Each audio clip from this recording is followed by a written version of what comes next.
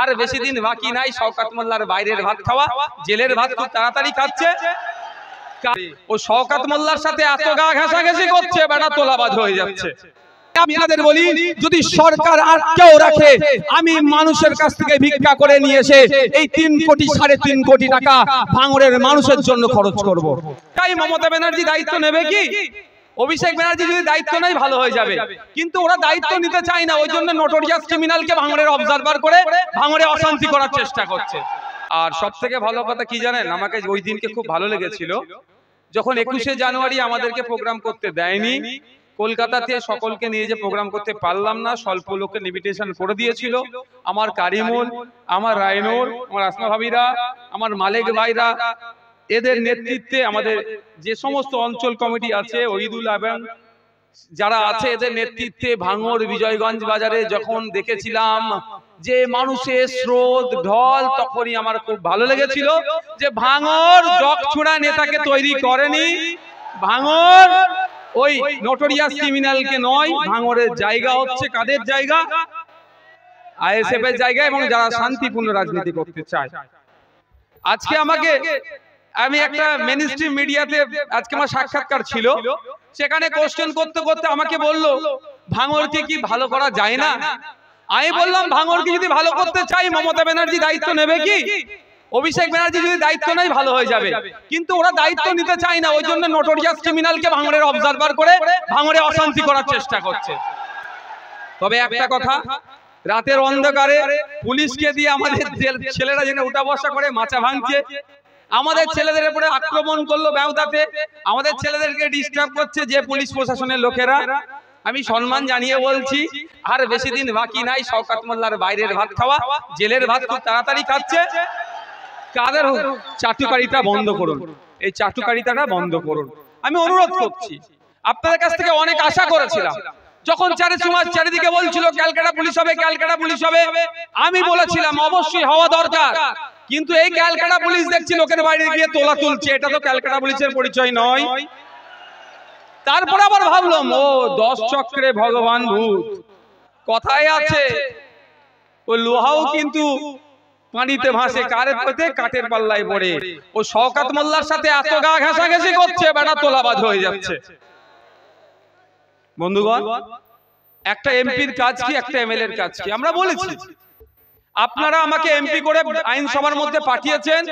আমি চ্যালেঞ্জ করে বলছি, ক্যামেরার মাধ্যমে বলছি, পশ্চিম বাংলায় 293টা এমএলএ তাদের নির্বাচনী ক্ষেত্রে যা চাওয়া পাওয়া, অভাব অভিযোগ যতটা না পার্লামেন্টে দেশের রাজ্যের আইনসভায় বলেছে, আপনাদের বিধায়ক নওশাদ সিদ্দিকী তাদের কয়েক বেশি গুণ আপনাদের সমস্যার কথা আইনসভায় তুলেছি। কিন্তু আমার হাতে তো দায়িত্ব নয় আমি সমাধান করে দিতে পারবো। আমি বিরোধী দলের বিধায়ক, আমি ওখানে গিয়ে এই সোনপুরের সবজি মার্কেটের কথা, এখানকার রাস্তাঘাটের কথা, এখানে নতুন বাস রুট দিতে হবে, এখানে আপনার হিমঘর দিতে হবে, কলেজ একটা আছে আর একটা কলেজ দিতে হবে, স্কুল কম আছে স্কুল বাড়াতে হবে, স্কুলে যে বাচ্চারা আছে তার টিচার কম সেটা দিতে হবে। ভাঙড়ের ছেলেরা স্পোর্টসে অনেক এগিয়ে আছে, স্পোর্টস কমপ্লেক্স দিতে হবে। ভাঙড় বিধানসভায় 5টা লাইব্রেরি বন্ধ আছে, সেই লাইব্রেরিগুলোকে খুলে মানুষের পরিষেবা দিতে হবে। এই ভাঙড় 1 নম্বর ব্লকে মাইনরিটি ডিপার্টমেন্ট থেকে হোস্টেল নির্মাণের জন্য যেটা তৈরি হয়ে পড়ে আছে, সেটা মাইনরিটি মুসলমান ছেলে মেয়েদের জন্য সেটা খুলে দিতে হবে।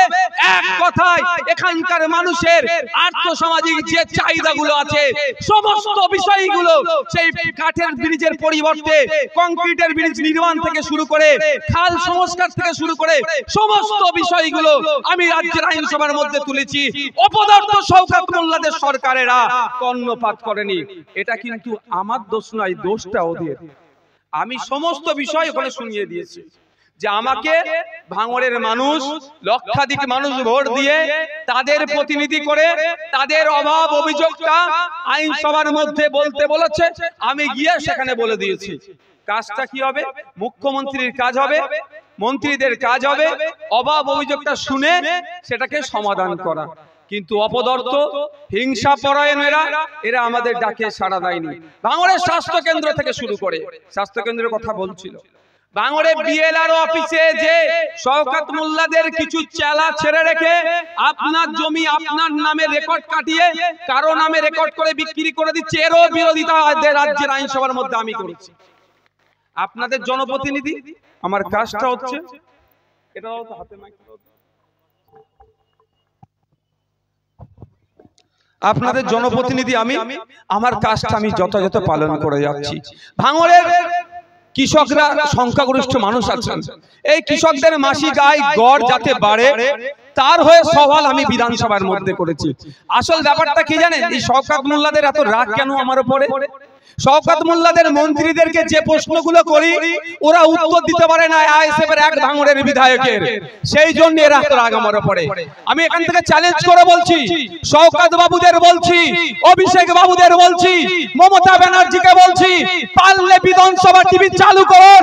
ভাঙড়ের বিধায়ক ভাঙড়ের মানুষের ভোট দিয়ে ওখানে মেও মাও করে না ভাঙড়ের মানুষের কথা বলে, রাজ্যের মানুষের কথা বলে, সেটা জানতে পারবে।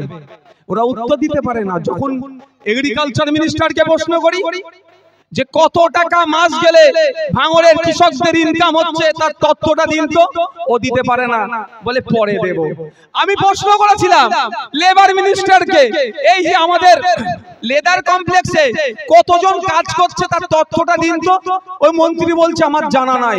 তখন আমি বিধানসভায় প্রশ্ন করেছি স্পিকার স্যারের মাধ্যমে, স্যার আপনি বলুন কাকে জিজ্ঞাসা করলে জানা যাবে?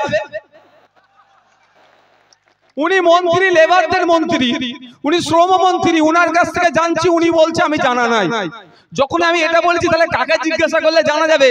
ওই শওকত মোল্লাদের দলের বিধায়ক থেকে শুরু করে আর শুভেন্দু অধিকারীদের দলের বিধায়ক সবাই হো হো করে উঠেছে। তো আমার কথাই এক ছুচোবাজিকে ভাই যে আপনারা আইনসভার মধ্যে পাঠিয়েছেন ওরা পেরে উঠতে পারছে না, ওই জন্য শওকত মোল্লারা পুলিশ গুন্ডা মস্তানের সহযোগিতা নিয়ে আমাদেরকে দমিয়ে দেওয়ার চেষ্টা করছে। ভাঙড়ের মাটি অত সহজ নয়, ভাঙড়ের মানুষ, ভাঙড় বাংলাকে পথ দেখায়, তাই ভাঙড় থেকে অত সহজে তাদের ভালোবাসার মানুষদেরকে মিটিয়ে দেওয়া যায় না। বন্ধুগণ, এখন লোকসভা নির্বাচন, লোকসভা নির্বাচনে আগে হয়তো আমার নামে অনেকে অনেক কিছু বলতে পারে। কি বলতে পারে? 5 বছরের বিধায়ক কি করেছে শুনুন, আপনাদেরকে বলি, বুক ঠুকে বলবেন একটা কথা, যে আমাদের বিধায়ক বারবার বলে যা করে তার ডকুমেন্টস রাখে, কোনো উল্টো পাল্টা কাজ করি না। ভাঙড়ের আমার এমপি ল্যাডের থেকে উন্নয়নের জন্য যেগুলো আমি করতে চেয়েছি, কোথায় মন্দিরের সামনে লাইট দরকার, শ্মশানে তাদের দাহ করার পরে তাদের স্নান করার সময় যে ঘাটের প্রয়োজন আছে তার কথা বলেছি, কোথায় মসজিদে যাওয়ার জন্য লাইটের প্রয়োজন আছে, কাদের পানীয় জলের সমস্যা আছে, সমস্ত বিষয়গুলো কিন্তু আমার হাতে তার টাকা আসে না, আমি নোট করে ডিস্ট্রিক্টে পাঠিয়েছি। কিন্তু এই শওকত মোল্লাদের অপদার্থ সরকার আমাকে সেটা কাজটা চেপে চেপে রাখছে। তবে একটা কথা বলি, আমি বিগত দিনে বলেছি, আজকেও বলেছি, আমার পক্ষ থেকে মানে আমার দায়িত্বে বছরে 60 লাখ, ওটা বেড়ে 70 লাখ হয়েছে। যে 5 বছরে যে টাকা বরাদ্দ হবে, আমি আপনাদের বলি, যদি সরকার আটকেও রাখে, আমি মানুষের কাছ থেকে ভিক্ষা করে নিয়ে এসে এই 3 কোটি 3.5 কোটি টাকা ভাঙড়ের মানুষের জন্য খরচ করব। 1 নম্বর কথা। আর 2 নম্বর কথা, আমার ভাগের টাকা আমি কি করে বার করতে হয় আমি ভালো করেই জানি। 5 টাকার পেনের খোঁচাতে আর আবুল সাহেব এখন জেলের ভাত খাচ্ছে, আগামী দিনে শওকত সাহেব জেলের ভাত খাওয়াবো।